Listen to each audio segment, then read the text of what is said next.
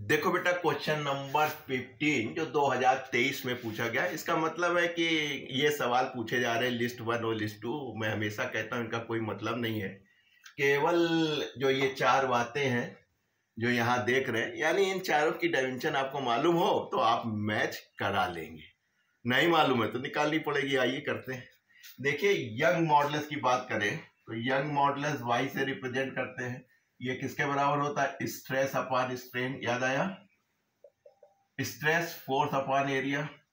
Strain कहीं भी लगा सकते हैं, लेंथ में लगा सकते हैं, एरिया में लगा सकते हैं, वॉल्यूम लगा सकते हैं। हमने लेंथ में लगा ली, हमको ज्यादा मतलब नहीं, तो एल और एल कैंसिल हो गया, तो आपको केवल फोर्स अपॉन एरिया चाहिए था, यानी कि force mass into acceleration area का स्क्वायर।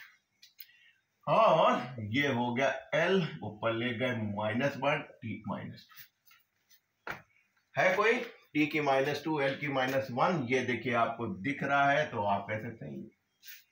तो दोस्तों, आप इतना लंबा नहीं करेंगे, आप फौरन ध्यान से करेंगे, अरे यंग मॉडुलस तो स्ट्रेस होता है, फोर्स अपॉन एरिया कट से आप कर लेंगे। मेरा काम है, मैं टीचर हूं, आपको फुल एक्सप्रेशन के साथ वीडियो सोल्यूशन दे रहा हूं। ये मत सोचिएगा कि केवल सोल्यूशन दे रहा हूं, मेरा काम है video solution with full expression. Coefficient of viscosity मैं हमेशा कहता हूं, स्टोक्स थ्योरम से मैं लगाता हूं, ईटा कहता हूं, लेकिन शायद सही प्रोनाउंसिएशन शायद ईटा है, मैं नीटा कहता हूं। 6 पाई नीटा r इंटू वी, ये आपका हो गया फोर्स की आपको याद हो गई, mass into acceleration.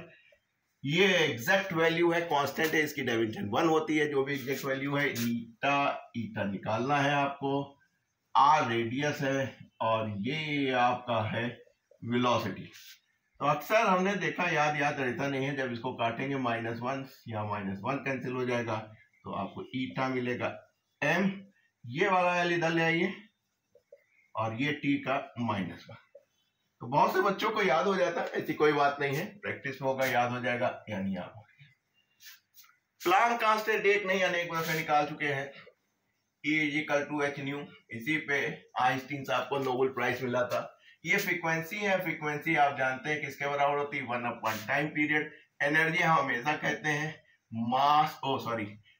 Force into displacement, h निकालना है और ये t है। इसको इधर ले आइए तो h बराबर m l स्क्वायर, जब इधर ले आओगे 1 हो जाएगा, t की -1 है कोई? यस, -1। अब आप कहेंगे कि सर अब तो कुछ बचा ही नहीं, तीनों मिल गए तो इसको मिला देंगे। इम्तिहान में मिला आइएगा, लेकिन जान लीजिए क्या है। डी क्या है? वर्क फंक्शन, जिसको आप फाई से करते हैं।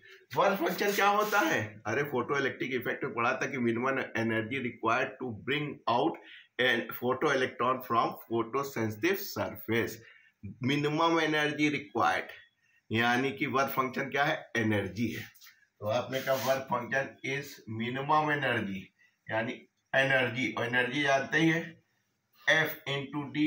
ये हमारा F हो गया, D से गुणा करते हैं तो ये हो जाता है, यानी ml का स्क्वायर t की -2, वही हमको दिख रहा है।